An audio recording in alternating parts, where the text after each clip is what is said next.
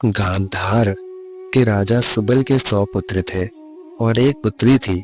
सबसे छोटे पुत्र का नाम शकुनी और पुत्री का नाम गांधारी था। शकुनी की पत्नी का नाम आरशी था। शकुनी के 3 पुत्र थे जिनके नाम उलूक, वृकासुर, विप्रचित्ति था। धर्म ग्रंथों के अनुसार एक बार राजा सुबल ने गांधार में एक बड़ा यज्ञ रखवाया जिसमें कई बड़े बड़े ऋषि मुनि पधारे।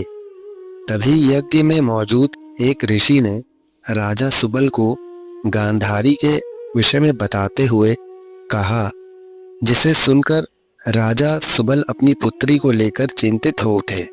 ऋषि मुनि ने राजा सुबल को बताया कि उनकी पुत्री गांधारी की कुंडली में एक दोष है और वो ये है कि जैसे ही गांधारी का विवाह होगा उसके पति की मृत्यु हो जाएगी। अब इस बात से चिंतित राजा सुबल ने एक उपाय निकाला। राजा सुबल ने अपनी पुत्री गांधारी का विवाह एक बकरे से करा दिया और विवाह के पश्चात उस बकरे को मार दिया गया। ऐसे में गांधारी की कुंडली का वह दोष समाप्त हो गया। जब गांधारी की शादी के लिए धृतराष्ट्र का रिश्ता आया तो शकुनी को यह जरा भी पसंद नहीं आया। शकुनी का मत था कि धृतराष्ट्र तो जन्मांध है और उनका सारा राजपाट तो उनके भाई पांडु ही देखते हैं। शकुनी ने अपना मत दिया, पर होनी को कौन टाल सकता है। गांधारी का विवाह धृतराष्ट्र से हुआ और वो हस्तिनापुर आ गई। मगर किस्मत का खेल न जाने कहां से धृतराष्ट्र और पांडु को गांधारी की कुंडली और प्रथम विवाह का पता चल गया। वास्तव में धृतराष्ट्र को यह ज्ञात हो गया था कि उसकी पत्नी गांधारी का उससे पहले भी एक बार विवाह किसी से हो चुका है। धृतराष्ट्र को इस विश्वासघात से इतना क्रोध आया कि उसने गांधार के संपूर्ण राज परिवार को बंदी बना डाला और उन्हें एक दिन का खाना केवल एक मुट्ठी अनाज ही दिया जाता था, जो कि एक व्यक्ति के लिए भी पूरा नहीं था। हाँ, मगर उस एक मुट्ठी अनाज से किसी एक व्यक्ति की जान जरूर बच सकती थी। अब राजा सुबल ने ये तय किया कि जो एक दिन का अनाज आ रहा है उसे किसी एक व्यक्ति को ही खाने को दिया जाएगा, जिससे उसके वंश से कोई एक तो जीवित बच सके।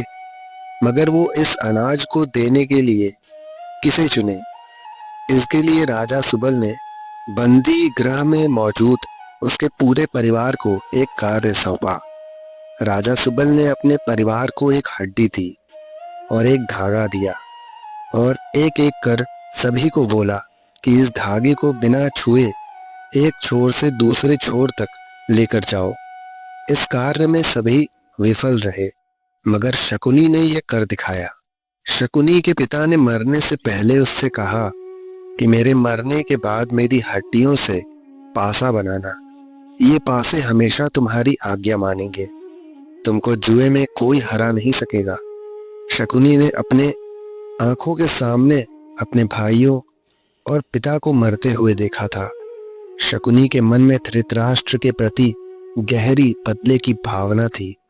बोलने और व्यवहार में चतुर शकुनी अपनी चालाकी के बाद जेल में इतने वर्षों तक रहने के बाद आखिरकार छूट गया और दुर्योधन का प्रिय मामा बन गया। आगे चलकर इन्हीं पासों का प्रयोग करके शकुनी ने अपने 100 भाइयों की मृत्यु का बदला दुर्योधन और उसके 100 भाइयों के विनाश की वृहत योजना बना कर लिया। बहुत से विद्वानों का मत है कि शकुनी के पासे तो असल में हाथी दांत के बने हुए थे, लेकिन शकुनी मायाजाल और सम्मोहन में महारथी था।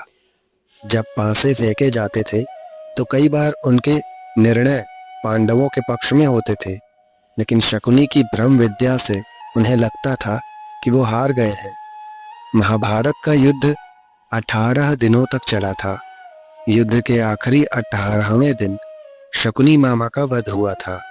सहदेव ने शकुनी का वध किया और उनके जुड़वा भाई नकुल ने शकुनी के पुत्र उलूप को मौत के घाट उतारा। आरंभ के 10 दिन भीष्म पितामह ने कौरवों की तरफ से युद्ध का नेतृत्व किया। भीष्म पितामह को अर्जुन ने शिखंडी की आड़ से मार गिराया। इसके बाद गुरु द्रोणाचार्य कौरवों के नायक बने। गुरु द्रोण ने अगले 5 दिनों तक कमान संभाली।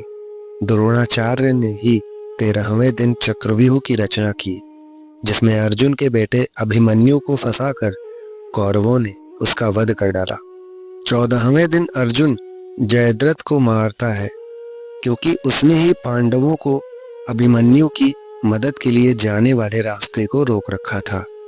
15वें दिन युधिष्ठिर और भीम ने अश्वत्थामा की मृत्यु का भ्रम फैलाया और धृष्टद्युम्न ने द्रोणाचार्य का सर धड़ से अलग कर दिया।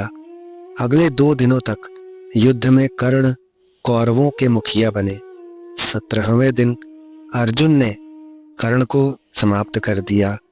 युद्ध के आखिरी 18वें दिन शल्य ने कौरवों की तरफ से मोर्चा संभाला।